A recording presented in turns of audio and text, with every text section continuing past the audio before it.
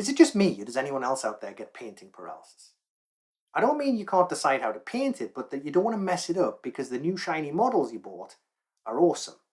You bought them, and they're so good, you want to do a good job.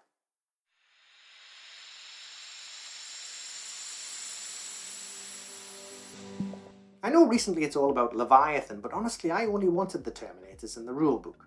I need more Space Marines like a hole in the head, and I just don't really like Tyranids.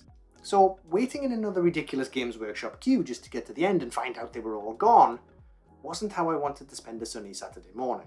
Anyway, back to Paralysis.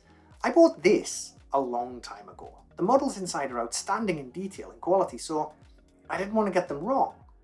I figured it would probably be best to do a test model first, so for my birthday, I asked for these.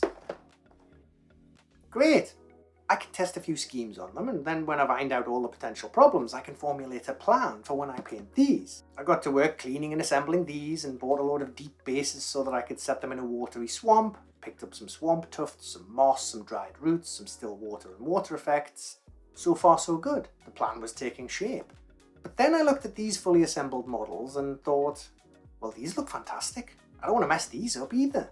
I probably need another pre-test test model that I can go to town on so I don't mess these up, which would then mess these up. So I picked up this. Brilliant! This has only got 3 models in it. It was dirt cheap at only $2.99, so these are technically disposable, right? You'd think. But here I am, almost 2 years on from buying this box, and I've painted none of them. Not one. I know, it's just paint. You can paint over it, strip it, redo it, but please. Someone tell me I'm not the only one who's done this.